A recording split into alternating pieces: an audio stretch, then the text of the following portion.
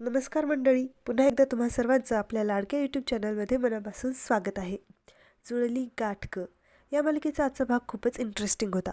सुरुवातीलाच आपल्याला असं दिसतं की सावीला रीनाचा कॉल येतो. शाळेत धैर्याची माणसं येऊन दंगा करत असतात. पराग त्यांना अडवत असतो तर ते लोक धक्काबुक्कीवर येतात. तिकडे सावी शाळेकडे निघणार तोच भाऊ पुन्हा चला चला शाळेत जायचंय म्हणत पुस्तकं घेऊन निघतात. धैर्याला तर देवमाणूस म्हणत असतात. ते पाहून दीपा म्हणते, अरे देवा, हे भाऊ तर सगळंच विसरले, वेडे झाले वेडे. सावीला सुद्धा कळत नसतं काय करावं ते. तेव्हा सावीची आई तिला म्हणते, सावी तू शाळेत जा, तिकडे जाणं जास्त महत्त्वाचं आहे. भाऊंना सांभाळायला आम्ही आहोत इथं. तिकडे शाळेत बुलडोजर आलेला असतो. ते पाहून रीना, पराग, शाळेतली सगळी मुलं सगळे घाबरतात. इकडे भाऊ सावीला म्हणतात, तू इथे काय करतेस? लग्न झालेली पोर आहेस तू, सासरी जा. सगळे मिळून कसेबसे भाऊंना झोपायला लावतात. भाऊ झोपतात. तेव्हा दीपा डिवोर्स पेपर्स घेऊन सावीच्या हातात ठेवत म्हणते, हा लास्ट ऑप्शन आहे आता. तुम्ही या पेपर्सवर सह्या करून टाका आणि विषय संपवा. तेव्हा सावी दीपाला रागावते. तेवढ्यातच तिला रीनाचा फोन येतो. सावी कुठं आहेस तू अजून? अगं इथं बुलडोजर आलाय शाळा पाडायला, तू ये ना लवकर. इतक्यात भाऊ पुन्हा उठून शाळेत जायचा हट्ट धरतात. सावी खूप रडत असते. केतन, सावीची आई खूप समजावत असतात भाऊंना, पण ते ऐकतच नसतात. तेव्हा सावी त्यांच्याशी बोलते, मी शाळेत जाते, तुम्ही इथंच थांबा आणि आराम करा. भाऊ तिचं ऐकतात. केतन भाऊंना घेऊन जातो. सावी एकटी शाळेकडे निघते. दीपा मनात म्हणते, गेल्या पुन्हा सह्या न करता, पण आजच्या दिवशी मी ह्यांच्या सह्या डिवोर्स पेपर्सवर घेऊनच राहणार. सावी शाळेत जाऊन रीना आणि परागला सांगते की सगळ्यात आधी शाळेतल्या मुलांना एका सुरक्षित ठिकाणी घेऊन जा. मुलांचे पालक सावीला शाळा पडण्यासाठी दोष देत असतात. ते सगळे सावीवर खूप चिडलेले असतात. सावीचं काहीही ऐकून घेत नसतात. तेवढ्यातच मुजुमदारसुद्धा तिथे पोहोचतात. धैर्य मनात म्हणतो, सावी नाईक, आता कळेल तुला. हा धैर्य मुजुमदार एकदा जे ठरवतो ते करूनच दाखवतो. आणि इशारा करून बुलडोजर सुरू करायला सांगतो. त्या आवाजाने सावी वळून पाहते. पालक सावीवर चिडून तिथून निघून जातात. ती एकटीच असते. धैर्य म्हणतो, सावी नाईक, तू पण जायला हवं होतंस.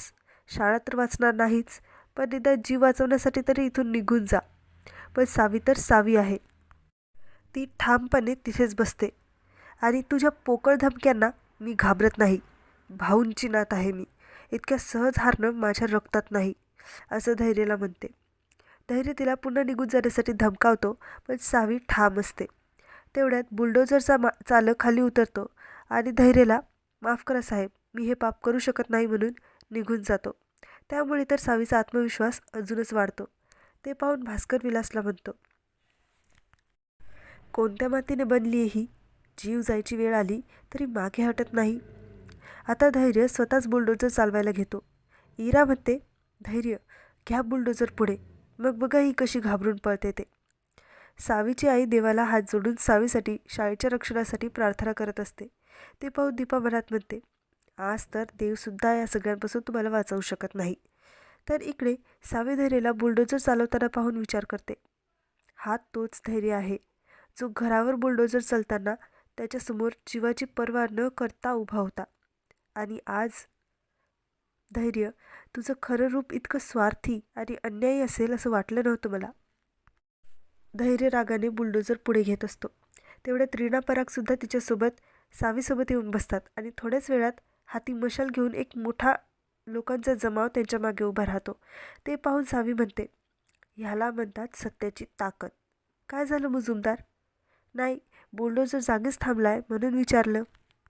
आणि आता मीडियावाले लोकंसुद्धा तिथे जमा होतात आणि धैर्य मुजुमदार, ज्यांनी गरीब मुलींच्या शिक्षणासाठी सांगत जमिनी मिळवल्या, पण आता स्वतःच बुलडोजर चालवून ही शाळा पाडत आहेत, असं म्हणत असतात. दामिनी आणि धैर्यवर कितीतरी प्रश्नांचा भडीमार करून त्यांना भांबावून सोडतात. या दोघांना तर आता तोंड लपवायलाही जागा मिळत नसते. पुढील भागात आपल्याला असं दिसतं की सावी वाजत गाजत मुजुमदारांच्या घरी पुन्हा एकदा नवरी बनून गृहप्रवेश करताना दिसते. आता पुढे काय होणार हे पाहणं खरंच खूप इंटरेस्टिंग असणार आहे. तुम्हाला याबद्दल काय वाटतं ते आम्हाला कमेंट करून नक्की सांगा. पुन्हा भेटू उद्याच्या भागाबरोबर. तोपर्यंत आनंदी राहा, काळजी घ्या.